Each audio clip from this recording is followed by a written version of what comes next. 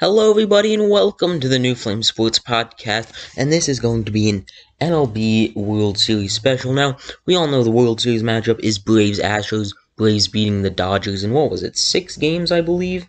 Yeah, 6 games, and the Astros beating the Red Sox in 6 games as well. And I wanted to make this video before Game 1, but unfortunately, I didn't have time.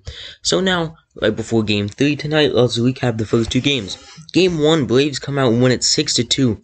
Started it with a Jorge Soler solo home run. First time in World Series history, I believe I saw, where the first batter of the World Series hits a home run. And really, it was all Astros, all Braves is the first game. Soler with 2 RBIs, Freeman with another one, Riley and Duvall with 2. It's just, I think Game 1 really was with the Braves pitching. I think they played really well. Moon obviously coming out of the game with that leg injury. Fibia, I believe. Fibia's, I forgot if Fibia's leg or arm, but Fibia injury. Mint, who played well, Luke Jackson, Maztic, who has really emerged as one of the top relievers in the postseason, in the game in this postseason, really his entire year, and then Will Smith out to close it out. 11 total strikeouts for the Astros, which is, just not that great when you think you have 27 outs and the fact that 11 of them are strikeouts. That's as 40% of your outs, almost 41% of your outs are strikeouts. That's just not what you want to have happen. So definitely, I think the Braves pitching won this game, and the Astros were just confused at the plate. And everyone from Altuve to not Brantley, he had 3 hits, but Altuve, Bregman, Correa, everyone all their top guys except for Brantley were just kind of confused at the plate this game, and Braves took it with ease 6-2. Now, I think everything reversely can be said for Game 2. The Astros hitting was fantastic. The Braves had 12 strikeouts on offense. Urquidy pitched really well. Javier out of the bullpen can be that multiple inning guy, kind of like Drew Smyly or Luke Jackson for the Braves. So obviously a starter last year and through the postseason. Presley, Graveman, all really good players this year and in the postseason. But I think the Astros this game were just locked in. A lot of guys had like 2 hits, 1 hit, 2 hits, So I really think this was a total team effort, and the Braves just Fried, I saw a stat, it was like Fried pitched really well. Like, he pitched like a top end of the rotation guy, but got the results of a number 5. And so, that's unfortunate for Fried. Obviously, he's one of the better pitchers in this league, had the best ERA in the second half of the season, or at least after the All-Star break. So I definitely think Fried will be able to rebound in whenever he pitches next, whether that's Game 5 or 6, assuming there is a 6th game. Wait. Yeah, no, it could be over in 5. But anyway, assuming there is a 6th game, Fried could pitch in that one, so I'm excited to see what he can do. But moving on to Game 3 tonight, we have Luis Garcia versus Ian Anderson on the mound for this one. And I think this is a really good matchup of 2 really young pitchers that have really proved themselves this postseason. Ian Anderson, I think we've all seen the stats of his amazing postseason stats now. Luis Garcia is probably going to finish top 3 in AL Rookie of the Year voting. There's a really good chance to win it, if I'm being honest. And I'm really excited for this game. I'm going to hopefully be watching it, but we got the lineups here. Reminder, this is being played in Atlanta, so the pitchers are going to be hitting no DH, which obviously isn't the best thing for the Astros with Yordan Alvarez, which is, what he is. He's a DH. And, but Dusty Baker and Yordan both said, like, hey, this is going to be a good opportunity for you to get out into the field and see how comfortable you are with it. So, yeah, just keep that in mind that Yordan might be a liability out there in left field. Anyway, we've got Altuve, Brantley, Bregman, Yordan Alvarez, Carlos Correa, Kyle Tucker, Gurriel, Maldonado, and then Luis Garcia, like I said, at pitching. That's the Astros lineup. Much of the same that we have seen, except for, Yordan's in the outfield, and they don't have, like, Jose Siri or Chas McCormick out in the outfield. So that's just a typical Astros lineup. And then a typical Braves lineup, we got Rosario, Freeman, Albies, Riley, Soler, Duvall, d'Arnaud, Swanson, and Anderson. Jock Peterson is getting some rest today, hopefully to be able to come off the bench today and provide a spark with that bat. Tonight at 8:09 Eastern, 7:09 Central. I think this is going to be a really good game, and I think this is going to write the narrative for the rest of the series to see how these young pitchers come out in this game. And I feel like one of them is just going to have the start of their lives. I'm talking like 7 innings, like 3 hits, no runs, 10 strikeouts, and I feel like this game is going to just write the narrative for the rest of the series.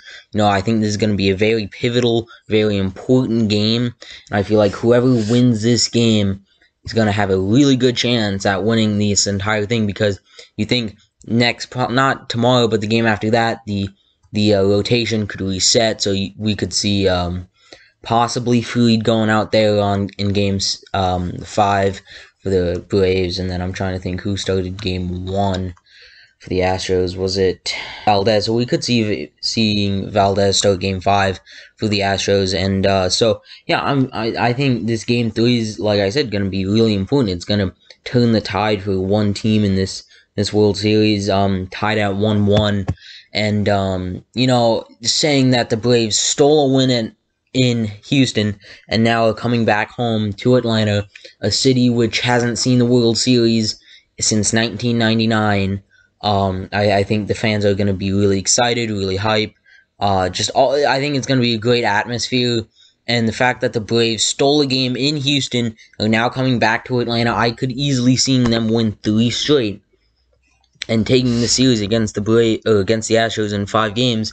And if they don't, say they only win, it goes 2-1 to the Braves. Now you're looking at a 3-2 series back in Houston, where if Freed doesn't pitch game 6, he's going to be pitching, next Tuesday in game 6.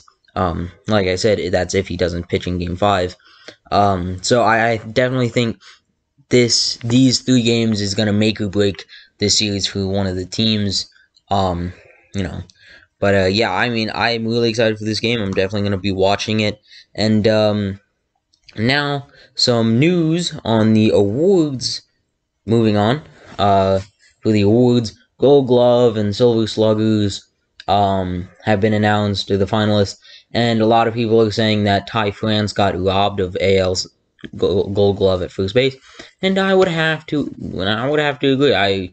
I'm looking at the stats, and Ty France has definitely been one of the best, if not the best, fielding first baseman.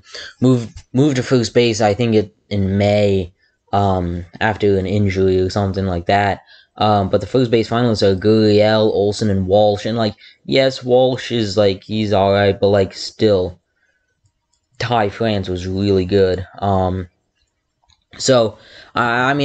than that, Silver Sluggers, I really don't understand how DJ LeMahieu is as a finalist at second base for AL. Just watching that dude hit, you just he's just, I don't know if it was a fluky or if it was what it was, but those are the top of the top hitters, and DJ LeMahieu was just not that this year.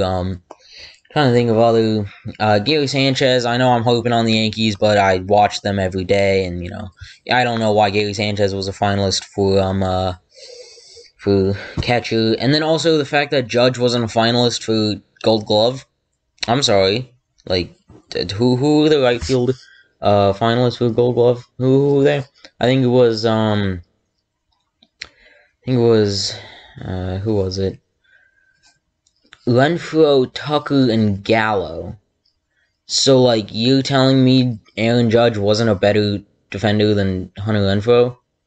I'm sorry, I'm just finding a difficult time believing that. And also, the Cardinals had 7 finalists. They had Molina, Goldschmidt, Edman, Arenado, O'Neill, Bader. And so, they had 6. But, still, the Cardinals defensively are just insane. One of the best defensive teams in the league, really. Just from, I think that infield is amazing with Arenado and Goldschmidt. But, yeah, so that's, I think that might be up there for most Gold Glove nominations in a single season. But yeah, those are really the only award finalists that have been called out, announced. No like big ones like MVP or Cy Young or Rookie of the Year or anything like that. So yeah, moving on. The last thing I'll talk about in this little MLB episode is Padres are hiring Bob Melvin to be the Padres manager. And I don't like. Why did the A's let this man go? Like, Bob Melvin is like the one of the better managers in the years. You look at 3-time manager of the year, 10-11 season with Oakland ever since with D-backs manager, 514 career winning percentage. That's pretty good, and I think Bob Melvin just is one of the better managers. Like I said, you look at the talent that he had in Oakland, and the fact that he was able to make them a perennial, division title contender, and also playoff contender and playoff berth, teams with a lot of playoff berths. I really like Bob Melvin and the job he was able to do in Oakland, and I'm excited to see what what he's going to do with the Padres. With Tatis, Machado, Myers, more people on that team, Grisham, Darvish, Snell. It's going to be really fun. So I'm really excited for Game 3 of the World Series tonight and the rest of the series. Hopefully soon after the World Series, more and more off-season news will be able to come out. If club options, player options, all that. And hopefully we don't have to wait till March for some of the bigger free agents like we did a couple of years ago to sign. Even last year, Cole didn't sign until like January. Rendon didn't sign until like January. So hopefully that doesn't happen. I think this MLB offseason is going to be a really good one, especially with all the free agent shortstops. You look at Correa, Seager, Story, Baez, who played second this year with the Mets, but he's a shortstop. And I think this offseason is going to be really, really special with the talent available. So, that's going to do it for this MLB portion. So if you like this episode, go ahead and hit that like button. If you like what we're doing around here, subscription is very much appreciated on the road to 123 away, 27 away, my bad. And we'll see you next time. Peace out.